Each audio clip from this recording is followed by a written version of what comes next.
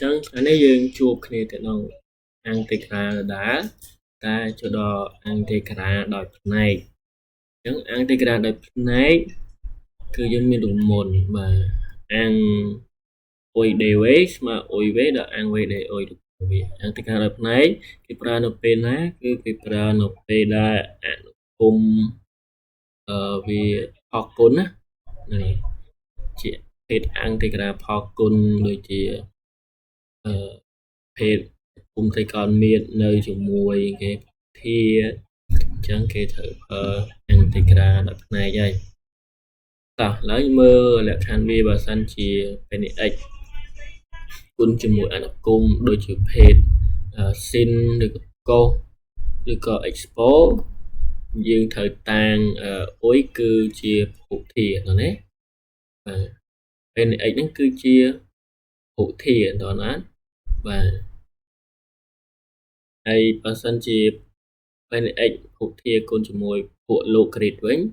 យើងតាំងអុយគឺលោកគ្រីតដល់ណាយើងអត់តាំងអុយជាភពធាអស់ពួកត្រីកោណមៀតនិង expo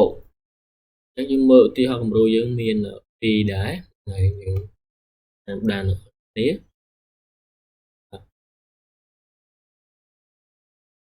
បាទទី1បាទអញ្ចឹងអង្គតិក្រាល x ដក1 សេគុណ x dx អញ្ចឹងនេះភពធា x ដក1 សេគុណ x អញ្ចឹងយើងត្រូវតាំងចំពោះភពធានៅជាមួយ expo គឺយើងតាំងអុយគឺជាភពធាអត់ណាបាទយើងតាំងអុយស្មើ x ដក1ឲ្យ d អុយយើង d ទៅ v អុយយើងទៅគឺបាន dx ព្រោះ d v លេខនេះតូន d v x មក1អញ្ចឹងស្មើ d dx អញ្ចឹងបើយើងតាំងអុយជាភពធាអក្សរយើងគឺតាំង dv គឺសេគុណ x d dx នេះ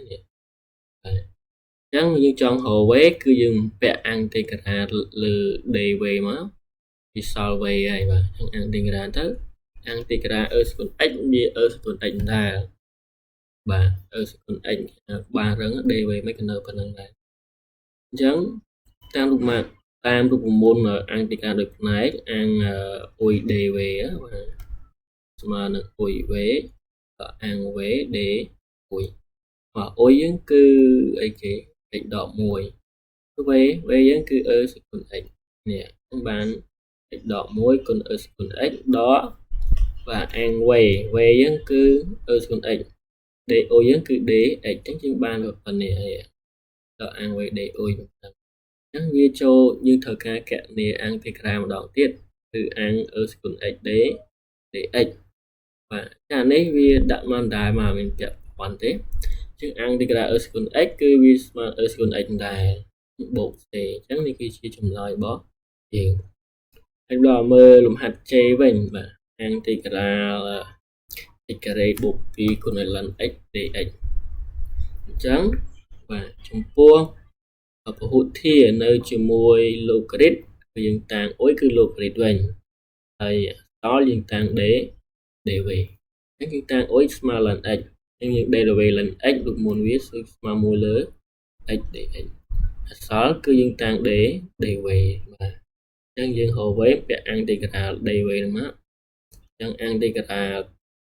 x ការ៉េវា x គុណ3លើ3ដល់ណានេះអង្គ2វាចេញពី x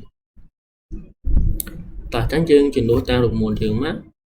ស្មើអុយ v នេះអុយ v នេះបាទ